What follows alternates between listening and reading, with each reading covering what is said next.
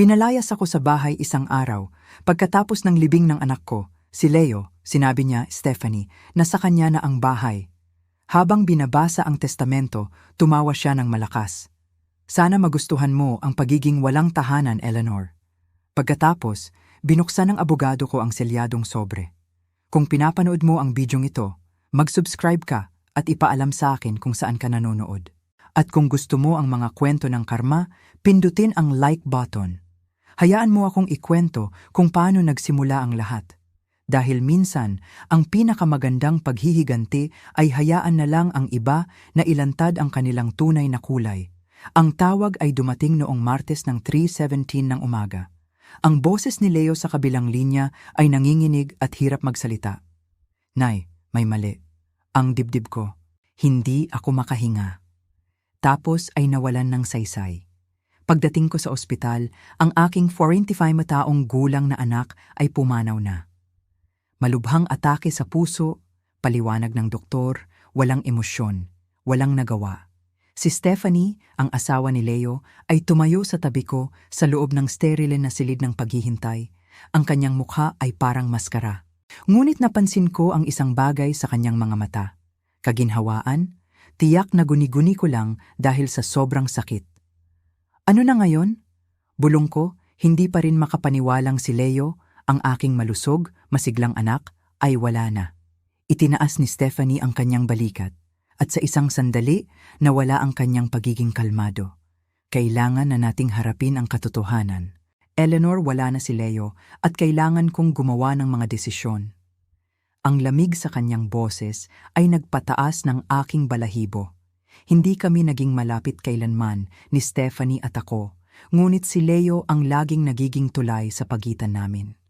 Ngayon ay gumuho na ang tulay at naintindihan ko na kung gaano kalalim ang bangin. Oo naman anak, lalampasan natin ito ng magkasama, sabi ko at inabot ko ang kanyang kamay. Umiwas siya. Tingnan na lang natin. Dapat ay napansin ko ang babala sa mga salitang iyon. Sa halip, sinisi ko ang kanyang pagiging malamig sa kanyang shock. Ang mga tao ay nagluluksa sa iba't ibang paraan, iniisip ko sa aking sarili.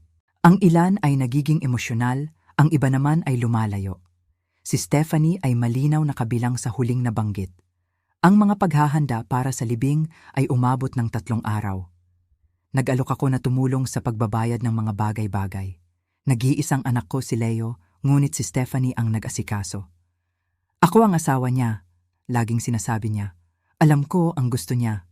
Sige, itinuon ko ang aking sarili sa pagsusulat ng eulogy, pagtawag sa mga kamag-anak at pagsisikap na manatiling kalmado. Ako ay 67 taong gulang na. Inilibing ko na ang aking mga magulang at ang aking asawa. Ngunit ang pagkawala ng isang anak ay parang isang espesyal na uri ng impyerno. Noong gabi bago ang libing, habang nakaupo ako sa kwarto ni Leo, noong bata pa siya, ang kwartong pinagsamahan nila ni Stephanie. Nakatingin ako sa mga larawan sa aparador si Leo na nagtapos sa kolehiyo sina Leo at Stephanie sa kanilang kasal. Si Leo nabuhat ang kanyang apo noong Pasko noong nakaraang taon. Ang hindi ko nakita ay anumang larawan ni Leo at ako sa mga nakaraang taon. Nalaman ko na tahimik na inalis ni Stephanie ang mga ito. Kailan ito nangyari? Ang isang mahinang katok ay pumutol sa aking pag-iisip. Nakatayo si Stephanie sa pintuan, hindi na itinatago ang kanyang mapanuring mga mata. Kailangan nating mag-usap, Eleanor. Ang libing ay maganda. Kailangan kong kilalanin iyon kay Stephanie. Ang mga floral arrangement ay elegante. Ang musika ay ang mga paboritong himno ni Leo at ang resepsyon ay perpekto ang pagkakagawa. Ang hindi maganda ay ang pagkakita ko sa aking manugang na babae na gumaganap bilang isang nagluluksa na byuda habang nagbibigay ng mga puna tungkol sa pagsulong at mga bagong kabanata. Nakatayo ako sa pila upang tumanggap ng mga pakikiramay mula sa mga kaibigan at pamilya nang marinig ko si Stephanie na nakikipag-usap sa kanyang kapatid na babae sa likod ng mga floral arrangement. Sapat na ang pera mula sa insurance sa buhay para matakpan ang mortgage ng 2 taon. Mahinang sinabi niya. At walang mga incidental expenses? Incidental expenses? Anong mga incidental expenses? Kumusta naman si Eleanor? Tanong ng kanyang kapatid na babae. Saan siya pupunta? Ang tawa ni Stephanie ay matalim at mapait. Hindi na problema ko iyon. Bahala siya sa sarili niya, tulad natin. Naging nagyelo ang aking dugo. 2 taon akong nakatira sa kanila mula nang ibenta ko ang aking bahay para makatulong sa pagbabayad nila ng down payment. Iginiit ni Leo na ito ay pansamantala lamang hanggang makahanap ako ng mas maliit at mas madaling tirahan. Paano man, ang pansamantala ay nagtagal hanggang sa permanente at nasanay na akong tumulong sa gawaing bahay, pagluluto ng hapunan, pagiging kapaki-pakinabang. Malinaw, ako ay naging masyadong mapagtiwala. Eleanor, lumapit sa akin si Stephanie, ang kanyang pampublikong mukha ay nasa tamang lugar. Pwede mo ba akong tulungan sa kusina? May ilang bagay tayong kailangang pag-usapan. Sinundan ko siya sa buong wake, nagbigay ng mga tango sa mga kapitbahay at tumanggap ng huling mga yakap mula sa aking kapatid na babae na lilipad pabalik sa Maynila kinabukasan. Sa kusina, isinara ni Stephanie ang pinto at humarap sa akin. Sasabihin ko na kaagad, sabi niya, ang kanyang tono ay kalmado at nagtatrabaho. Ang bahay na ito ay nasa pangalan ni Leo na nangangahulugang sa akin na ito ngayon. Kailangan ko ng oras at espasyo upang malagpasan ang aking kalungkutan nang walang anumang abala. Abala? Pinanatili ko ang aking boses na matatag kahit na mabilis ang tibok ng puso ko. Ikaw ang dito, hindi na ito angkop, Eleanor. Kailangan ko ng privacy. Ang mga salitang iyon ay tumama sa akin na parang isang suntok. Stephanie, naiintindihan ko na nalulungkot ka, ngunit sigurado akong maaari tayong... Hindi! Itinaas niya ang kanyang kamay. Nagpasya na ako. Bibigyan kita ng hanggang bukas ng gabi para ilipat ang iyong mga gamit. Sapat na iyon. Tinitigan ko siya. Sinusubukang humanap ng anumang senyales ng babaeng minsan ay tinawag akong ina, ang babaeng yumakap sa akin sa mga party ng Pasko. Ang umiyak noong nag-propose si Leo. Wala na ang babaeng iyon, napalitan ng isang malamig at mapag-isip na tao. Saan mo ba talaga ako gustong pumunta? Nagkibit balikat si Stephanie. Isa kang matandang babae, Eleanor. Kaya mo ang sarili mo. Ang walang puso at walang pakialam ay nagpahinga sa aking lalamunan. Masasaktan si Leo sa pakikipag-usap na ito. Patay na si Leo. Ang mga salita ay lumabas na malamig, matatag. At mas mabuti kung tanggapin mo na ito para sa ating dalawa. Pinagsama-sama ko ang aking buhay sa 4 na maleta at 2 kahon.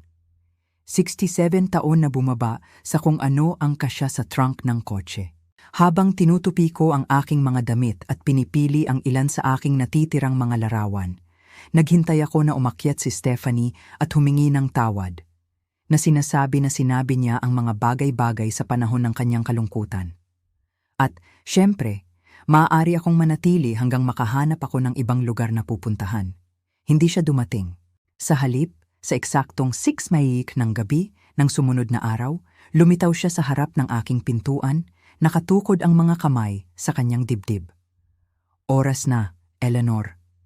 Sinara ko ang zipper ng huling maleta at tumingin sa paligid ng kwartong dating naging kanlungan ko sa loob ng 2 taon. Ang dingding ay blangko na ngayon, walang mga personal na ukit na dating pinayagan kong idagdag. Muli itong mukhang isang kwarto ng bisita na sa palagay ko ay ganoon naman palagi. Kailangan ko pa ng ilang minuto para maalis ang lahat sa kotse, sabi ko. Tutulungan kita. Hindi iyon isang alok, iyon ay isang pahayag. Gusto ni Stephanie na umalis ako at gusto niyang tiyakin na mangyayari iyon ng mabilis. Gumawa kami ng 3 biyahe sa katahimikan. Nang mailagay ko ang huling kahon sa kotse, lumingon ako para magpaalam.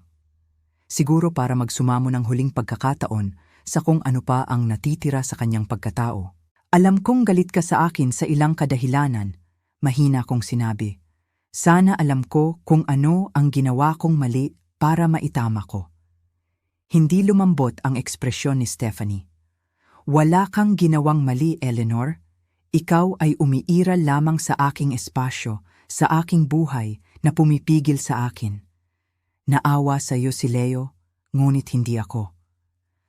Ang katapatan ay brutal at sa paanuman ay mas malinis kaysa sa magalang na mga salita na pinanatili namin. Naiintindihan ko. Pumasok ako sa kotse at ibinaba ang bintana. Maari mo man lang bang sabihin sa akin kung magkakaroon ng formal na pagbabasa ng testamento ni Leo? Sa palagay ko, may iniwan siya. Bakit kanya iiwanan ng kahit ano? Ang boses ni Stephanie ay tunay na naguguluhan. Hindi kanya asawa at hindi ka nag-ambag sa pinansyal sa aming pamilya. Nakakatawa. Pinatawa ako nito. Ang 20,000 pesos na ibinigay ko sa kanila para sa down payment ay malamang na hindi sang-ayon sa pagtatasa na iyon. Ngunit malinaw na nakalimutan ni Stephanie o tunay na nakumbinsi ang kanyang sarili na ito ay isang regalo lamang. Siyempre, sabi ko, parang nakakatawa na nag-akala ako na ganun nga.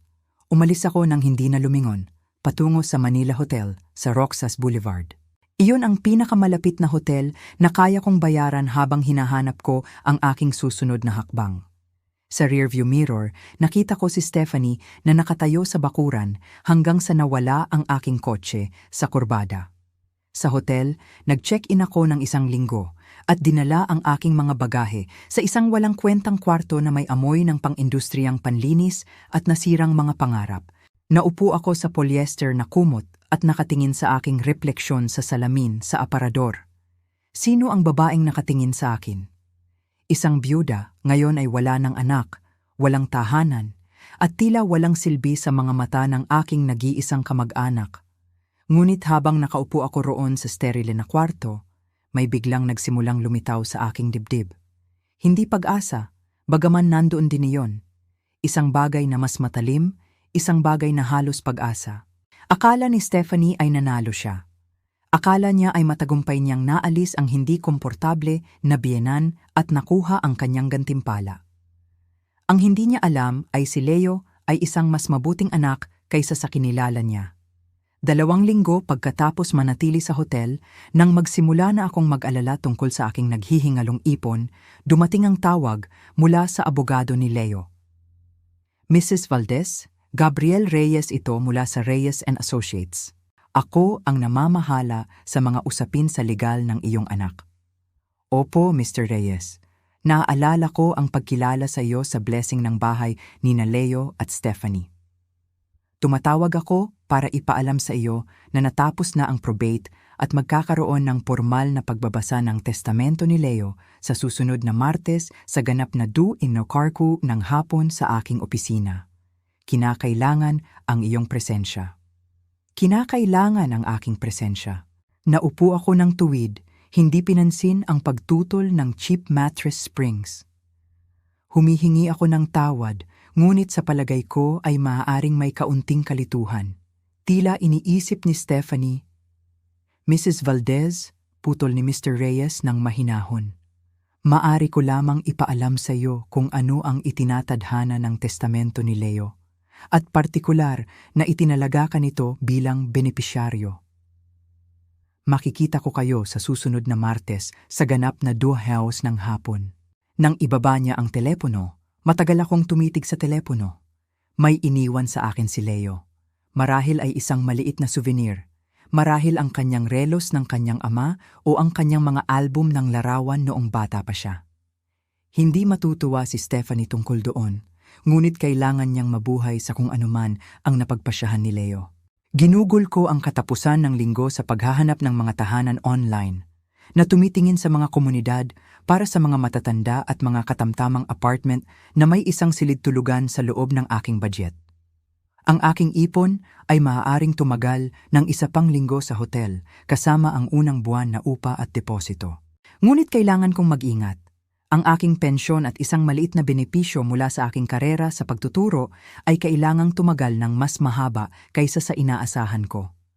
Sa 1:45 ng hapon noong Martes, nakaupo ako sa parking lot ng Reyes and Associates. Pinapanood si Stephanie na lumabas sa isang pilak na BMW, suot ang isang itim na damit na malamang na mas mahal pa sa aking buwanang badyet.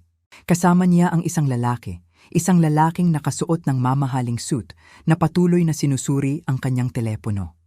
Habang naglalakad ako sa reception area, sumimangot ang mukha ni Stephanie. Anong ginagawa niya rito? Tanong niya sa receptionist. Nandito si Mrs. Valdez para sa pagbabasa ng testamento. Propesyonal na sumagot ang batang babae. Aling Mrs. Valdez? Medyo malakas ang boses ni Stephanie. Parehong Mrs. Valdez, ang lalaking nakasuot ng suit, na napagtanto ko na ngayon ay kapatid ni Stephanie, si Marcus, ay yumuko at bumulong ng isang bagay sa kanyang tainga.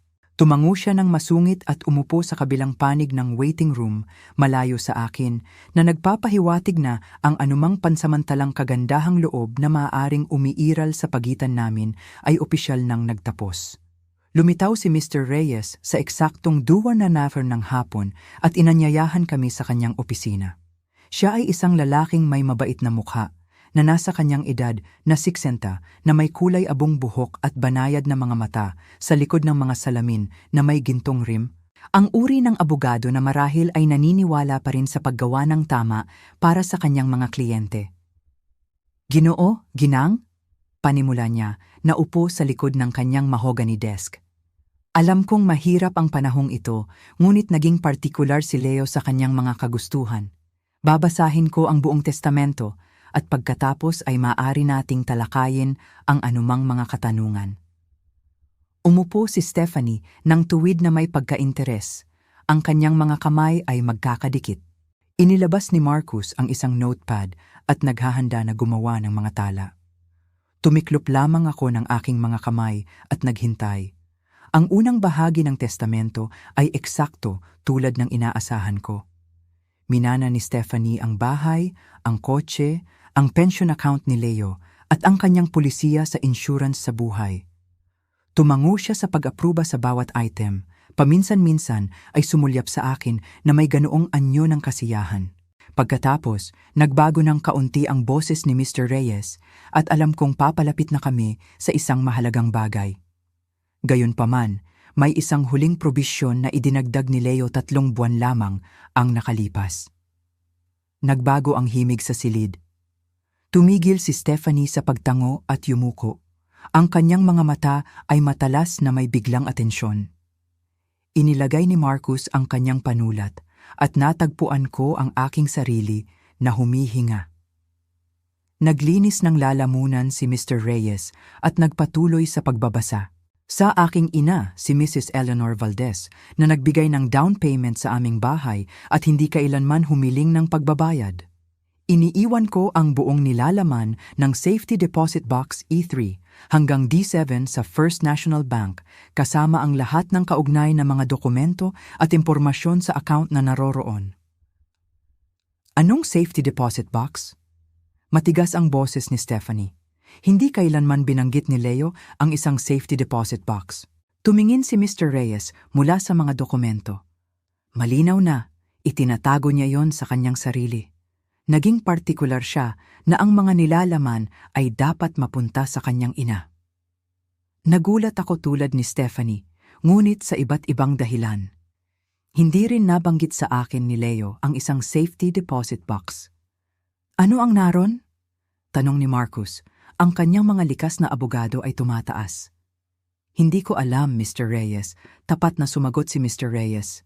Nagbigay lamang si Leo ng impormasyon sa bangko at mga tagubilin na dapat magkaroon ng ganap na access si Mrs. Valdez pagkatapos ng kanyang kamatayan. Namula si Stephanie sa galit. Kakatawa. Kung may anumang bagay na may halaga sa box na yon, dapat ay bahagi ito ng estate. Kailangan naming maghain ng claim.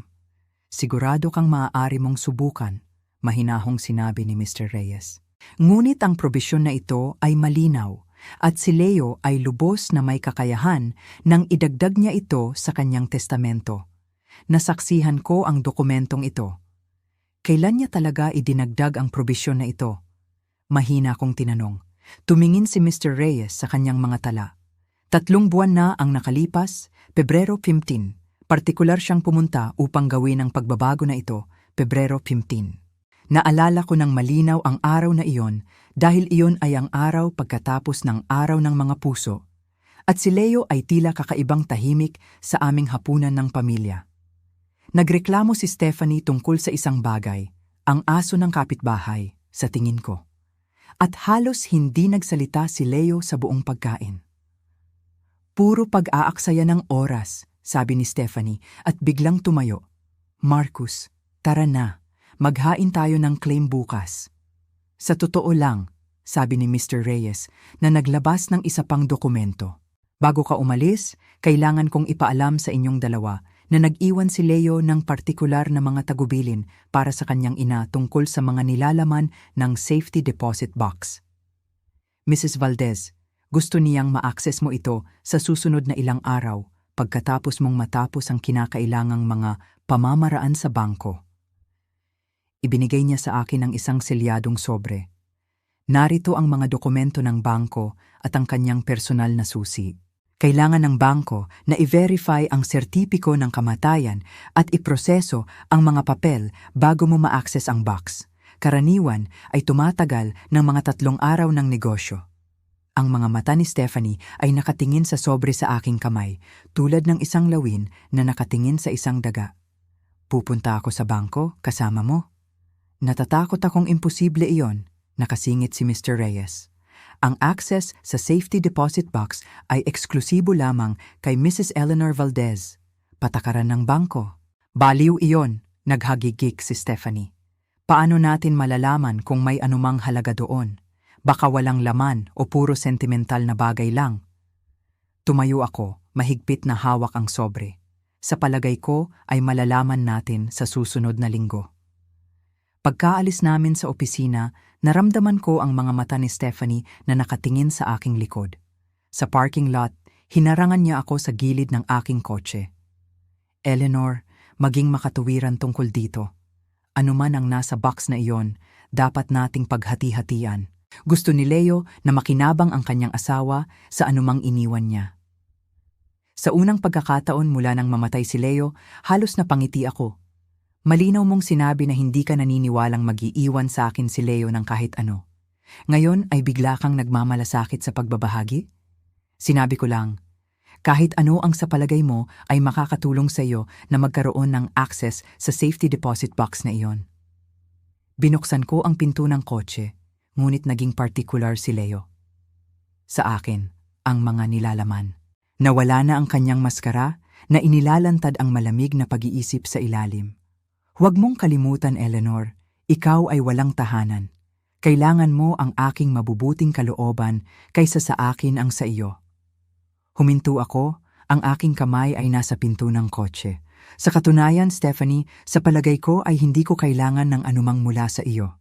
3 araw ng negosyo pagkatapos ng pagbibigay ng sertipiko ng kamatayan at pagkumpleto ng mga papeles sa bangko, sa wakas ay nakatayo ako sa harap ng Safety Deposit Box 3537 sa First National Bank.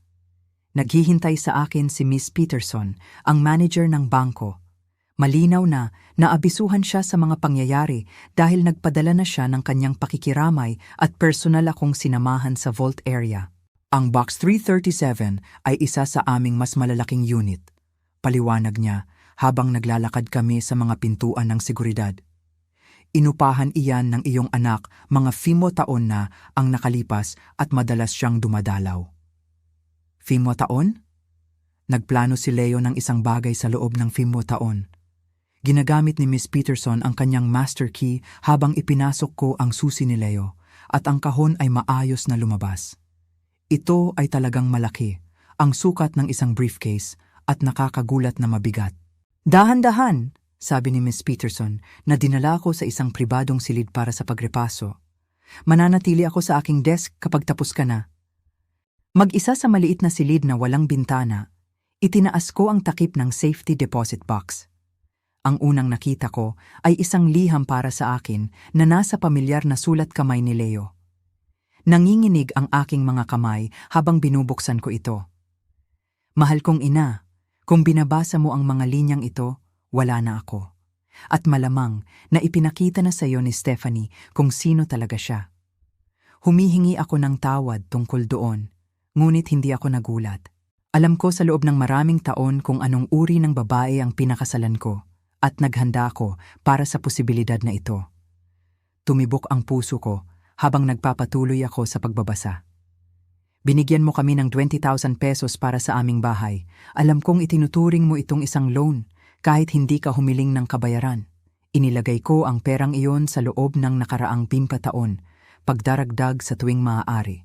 Ang pera sa mga kalakip na account ay hindi lamang pagbabayad. Iyan ang resulta ng maingat na pamumuhunan.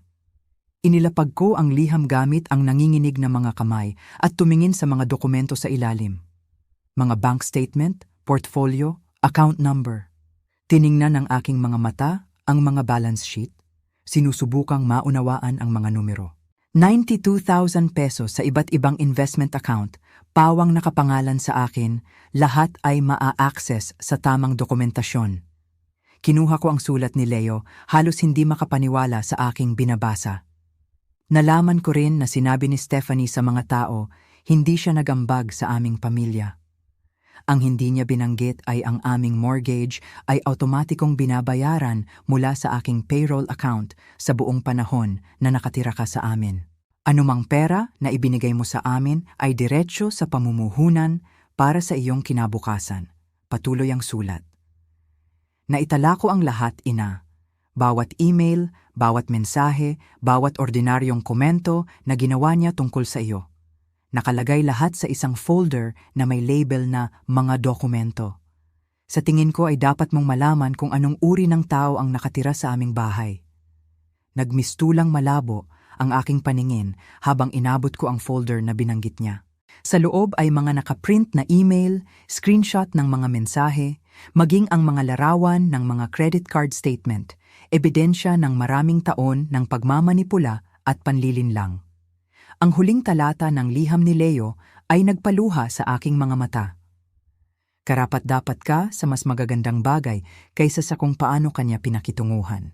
Kunin ang pera na ito at bumuo ng isang buhay para sa iyong sarili kung saan walang sinuman ang makakaramdam sa iyo na hindi ka welcome. At ina, huwag mong sabihin kay Stephanie ang tungkol sa alinman sa mga ito hanggang sa ligtas ka ng malayo sa kanya. Maniwala ka sa akin sa bagay na ito. Lahat ng pag-ibig ko, Leo. Umupo ako sa maliit na silid na iyon, nang halos 1 oras, binabasa ang lahat ng iniwan sa akin ni Leo. Paglabas ko, mayroon na akong malinaw na larawan kung paano minanipula ng aking manugang ang aming dalawa sa loob ng maraming taon. Tinulungan ako ni Miss Peterson na ilipat ang lahat ng mga dokumento sa isang malaking sobre at ipinaliwanag ang proseso ng pag-access sa mga investment account. Habang naglalakad ako patungo sa aking kotse, tumunog ang aking telepono. Eleanor, boses ni Stephanie na artipisyal na matamis. Nagtataka ako kung gusto mong makipag-lunch sa akin ngayon. Maaari nating talakayin kung ano ang nahanap mo sa safety deposit box. Ngumiti ako sa aking refleksyon sa bintana ng kotse. Mabait iyon, Stephanie. Pupunta ako sa tanghalian. Oras na para malaman ni Stephanie na minsan ang mga taong minamaliit mo ay ang mga pinakagulat sa iyo. Dumating ako sa bahay ni Stephanie. Bahay niya na ngayon ng eksaktong tanghali. Dala ang isang maliit na bag ng regalo at suot ang aking pinakamahusay na poker face. Binuksan niya ang pinto sa isang malambot na puting damit na malamang ay mas mahal pa sa aking buwanang bill sa hotel. Lahat ay ngiti at peke na init. Eleanor? Natutuwa akong narito ka. Gumawa ako ng chicken salad na gusto mo. Nakakatawa kung gaano niya naalala ang aking mga paboritong pagkain ngayon na may gusto siya mula sa akin. Ang mesa ay inihanda gamit ang kanyang kasalan na silverware at sariwang bulaklak. Malinaw na nag-effort si Stephanie sa pagtatanghal na ito. Nagbuhos siya ng iced tea at nakipag-usap tungkol sa panahon habang tahimik akong umupo. Pinapanood siya na inihahanda ang gusto niyang pag-usapan. Kaya, sa wakas ay sinabi niya na nakaupo sa kanyang upuan na may naensayong kagandahan. Pinag-iisipan ko ang kahapon, ang safety deposit box. Mayroon ka bang naisip? Uminom ako ng isang malakas na sip-sip ng tsaa. Alam kong mayroon tayong hindi pagkakaunawaan, ngunit gusto ni Leo na suportahan natin ang isa't isa sa mahirap na panahong ito. Dapat manatiling nagkakaisa ang pamilya. Pamilya. Nakakatulong na galing iyon sa babaeng nagpalaya sa akin mula sa bahay pagkatapos ng libing ng kanyang asawa. Lubos akong sumasang-ayon, sabi ko ng ordinaryo. Nagliwanag ang mga mata ni Stephanie, malinaw na iniisip na nakahanap siya ng pagkakataon. Nalulungkot ako na marinig mo iyon.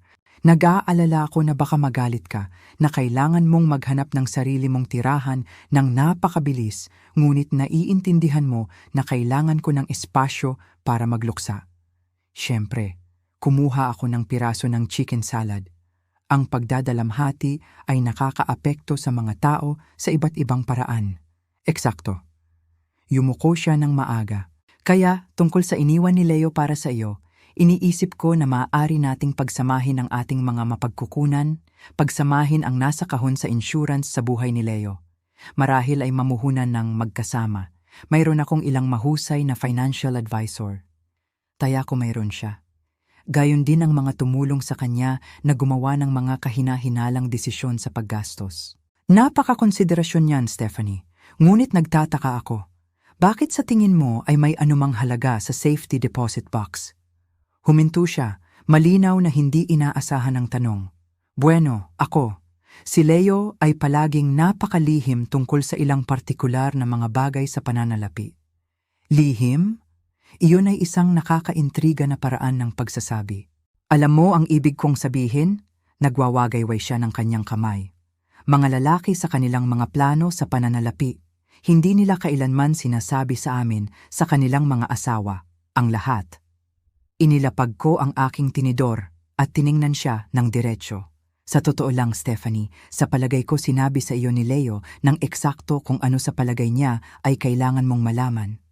May kung ano sa kanyang mga mata. Pagkalito, marahil kaunting takot. Ano ang nahanap mo sa box, Eleanor? Papalapit na ang sandali ng katotohanan, ngunit hindi pa ako handang maglaro ng aking trump card. Sa halip, kinuha ko ang bag ng regalo na dala ko. May dala akong isang bagay para sa iyo, sabi ko, na naglalabas ng isang maliit na nakabalot na pakete, isang maliit na pasasalamat. Binuksan niya ito ng masigasig, na inilalantad ang isang naka-frame na larawan ni Leo mula sa kanyang graduation sa kolehiyo. Malambot ang kanyang mukha. Oh, Eleanor, napakaganda. Salamat. Sa palagay ko dapat ay sa iyo iyon. Pagkatapos ng lahat, ikaw ay isang napakadedikadong asawa. Ang pagbibigay diin na inilagay ko sa salitang dedikado ay hindi nakalampas sa kanya. Tiningnan niya ng matalas, naghahanap ng nakatagong kahulugan sa aking mukha. Anong ibig mong sabihin? Wala. Pinahahalagahan ko lang kung paano mo inalagaan ang aking anak. Maingat na inilapag ni Stephanie ang larawan, nagbago ang kanyang pag-uugali. Ang artipisyal na tamis ay sumisingaw, pinalitan ng isang bagay na mas nag-aalala. Eleanor, nagpapahiwatig ka. Sabihin mo sa akin kung ano ang nasa safety deposit box. Ngumiti ako at uminom muli ng tsaa. Karamihan ay mga dokumento na kawili-wiling basahin. Anong uri ng dokumento? Oh, alam mo, mga tala sa pananalapi, mga ulat sa pamumuhunan, ilang sulat. Huminto ako ng may kahulugan. Karamihan ay mga nakaprint na email at mensahe. Namutla ang mukha ni Stephanie. Mga mensahe, napakadetalyado ni Leo sa pag-iingat ng tala, lalo na noong huli. Inilabas ko ang aking telepono at binuksan ang mga larawan na kinunan ni Leo ng mga pag-uusap. Gusto mo bang makita ang isa? Itinuro ko ang screen sa kanya na nagpapakita ng screenshot ng mensahe niya sa kanyang kapatid na babae. OMG, hindi ako makapaghintay hanggang sa umalis na ang matandang manok na yon. Pagkatapos ay maaari naming gawing gym sa bahay ang kanyang kwarto na palagi kong gusto. Sumugod si Stephanie para kunin ang aking telepono, ngunit maayos akong umatras. May 12-dosenang iba pa, sabi ko ng kalmado. Malinaw na mahusay si Leo sa pag-iingat ng tala. Ang susunod na ito ay partikular na nakalantad. Iyon ay ang kanyang pagmemensahe kay Marcus tungkol sa kung paano niya nakumbinsi si Leo na dapat akong magambag sa mga gastusin sa pamumuhay habang ang mortgage ay binabayaran mula sa kanyang sweldo. Itigil mo. Ang boses ni Stephanie ay halos isang bulong na lamang. At pagkatapos ay ang mga email kung saan tumawa ka sa iyong kapatid na babae tungkol sa kung gaano ako kadaling paniwalaan. Madaling gawin ako ng pagkaramdam ng isang pasanin habang nagplano kang palayasin ako pagkatapos mamatay si Leo. Ibinalik ko ang telepono at tiningnan siya na mayroon akong inaasahang banayad na pagtataka. Napakakonsiderasyon niyan sa'yo. Sa pamamagitan ng paraan, ang pagpaplano na paalisin ako habang buhay pa si Leo. Ang kalmado ni Stephanie ay sa wakas ay lubos na nasira. Wala siyang karapatang mag-ingat ng pribadong mensahe. Sa totoo lang, siya ay may bawat karapatan. Ito ang kanyang bahay at pinag-uusapan mo ang kanyang ina. Sumandal ako sa aking upuan. Ang tanong ay, ano ang gagawin natin sa sitwasyong ito? Ano ang gusto mo? Wala akong gusto mula sa iyo, Stephanie. Hindi ko kailanman gusto. Kaya bakit mo ito ginagawa? Ano ang layunin ng paghamak sa akin?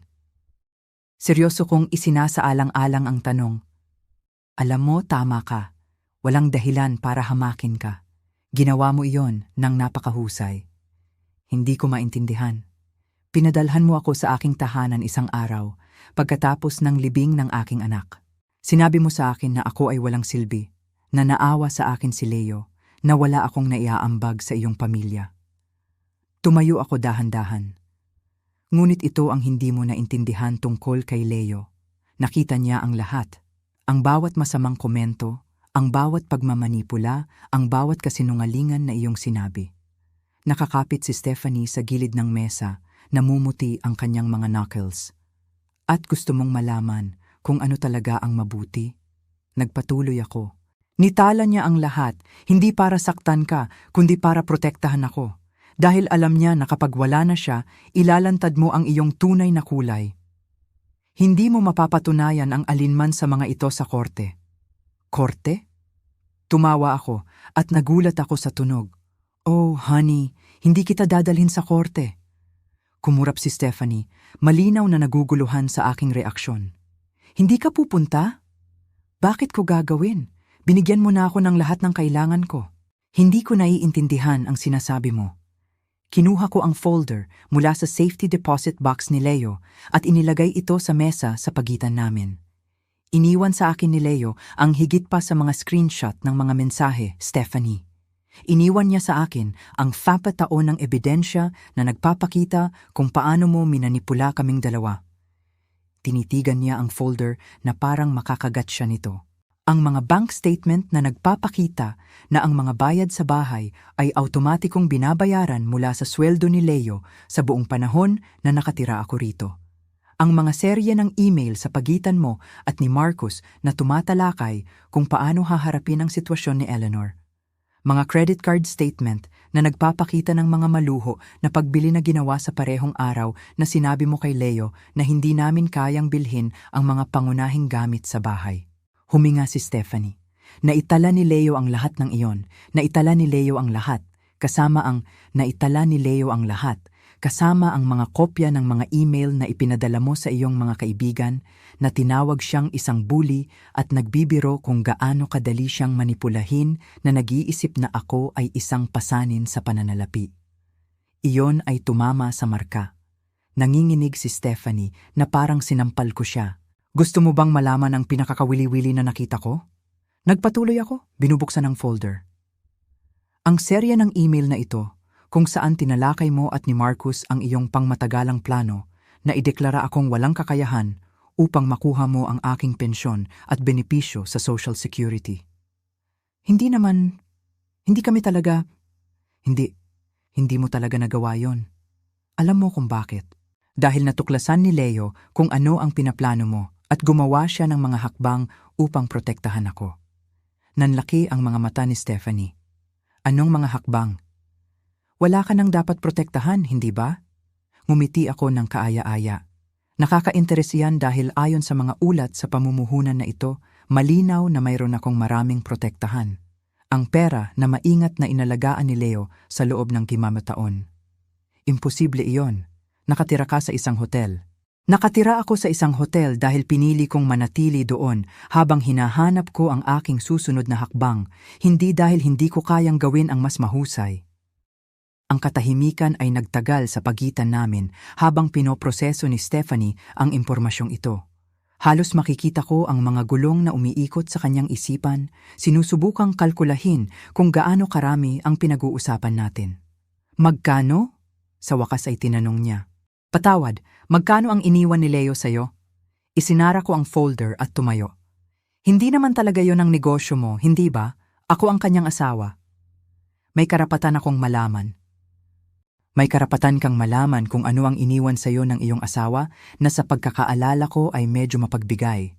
Ang bahay, ang kotse, ang insurance sa buhay, ang kanyang pension account. Sasabihin kong nagawa mo ng napakahusay. Tumayo si Stephanie, ang kanyang upuan ay kumaluskos sa sahig na kahoy. Isa kang manipuladong mangkukulam. Sinusubukan mong nakawin ang akin ng lehitimo. Nakawin? Itinaas ko ang aking kilay. Ano ang eksaktong ninakaw ko? Ang lahat ng mayroon ako ay ibinigay sa akin ng aking anak, na may lahat ng legal na karapatang itapon ang kanyang ari-arian ayon sa kanyang kagustuhan. Siya ang asawa ko. Oo, siya ang iyong asawa. At malinaw na alam niya kung anong klaseng asawa ka. Ang karaniwang kalupitan sa mga salitang iyon, ang kanyang inalamang, ay tumama sa akin tulad ng pisikal na suntok. Ngunit sa halip na sakit, nakaramdam ako ng ibang bagay. Kalinawan. Alam mo, Stephanie, tama ka. Ako lang ang kanyang ina. Ang babaeng nanganak sa kanya, nagpalaki sa kanya, sinuportahan siya sa kolehiyo, at pinahiram siya ng pera para sa kanyang down payment sa bahay kung saan mo ako itinapon na parang basura. Tumayo ako at isinuot ko ang aking pitaka sa aking balikat at malinaw na iyon ay sapat na upang matiyak ni Leo na hindi ako kailanman magiging depende sa kabutihan ng sinuman. Teka, tawag ni Stephanie habang naglalakad ako patungo sa pinto. Eleanor, sandali. Maaari nating ayusin ito. Pakiusap na umupo ka. Pag-usapan natin ito ng makatuwiran. Huminto ako sa pintuan at lumingon kay Stephanie. Ano talaga ang kailangan nating ayusin? Ang sitwasyon sa pera, ang ating relasyon, lahat. Mabilis siyang nagsasalita. Ang sindak ay nagpapahirap sa kanyang boses. Tingnan mo, alam kong mahirap ako mula nang mamatay si Leo. Nalulungkot ako. Hindi ako nag-iisip ng malinaw. Ngunit maaari nating ayusin ito. Sigurado ako na nag-aalala ka tungkol sa pera, mahina kong sinabi. Ngunit hindi sa mga dahilan na iyong sinasabi. Anong ibig mong sabihin? Kinuha ko ang isa pang dokumento mula sa folder ni Leo. Ang isa na itinabi ko para sa huli. Ibig sabihin, naitala rin ni Leo ang iyong paggasta, Stephanie, kasama ang 7,500 pesos na sinisingil mo sa credit card noong buwan bago siya namatay. Nanlamig ang kanyang mukha. Mga serbisyo sa spa, mga damit na designer, isang weekend getaway sa Maynila kasama ang iyong kapatid, lahat habang sinasabi kay Leo na nag-aalala ka sa pagbili ng mga grocery. Hindi mo naman, hindi. Nagpaplano na mabuhay sa insurance sa buhay niya habang pinapalabas ang hindi komportabling biyenan na maaaring makagambala sa iyong pamumuhay? Nagsalubong si Stephanie sa kanyang upuan. Umalis ang pakikipaglaban. Hindi mo naiintindihan ang presyon na nararamdaman ko. Anong presyon? Inaasahan ng lahat na dapat akong maging isang perpektong asawa, isang perpektong may-ari ng bahay, mga kasamahan ni Leo, mga kapitbahay, ang aking pamilya. Alam mo ba kung gaano kapagod na mapanatili ang hitsura? Tiningnan ko siya na nakaupo roon sa kanyang designer na damit, sa kanyang magandang tahanan na napapalibutan ng karangyaan, nagrereklamo tungkol sa pasanin ng hitsura. Hindi, Stephanie. Hindi ko alam dahil abala ako sa pag-aalaga talaga sa iyong asawa habang abala ka sa paggastos ng kanyang pera. Mahal ko si Leo. Mahal mo kung ano ang maibibigay sa iyo ni Leo. May pagkakaiba. Umiiyak na siya ngayon. Ang pangit na luha ay nagdulot ng pagkasira ng kanyang perpektong pampaganda. Hindi ko kayang mawala ang lahat. Hindi ko na kayang bumalik na walang silbi. Wala kang silbi, Stephanie. Ikaw ang byuda ni Leo. Minana mo ang kalahating ₱1,000,000 na bahay, isang 100,000 pesos na pulisya sa insurance sa buhay at ang kanyang pension account. Magiging secure ka sa pananalapi sa natitirang buhay mo kung pamamahalaan mo ito ng maayos.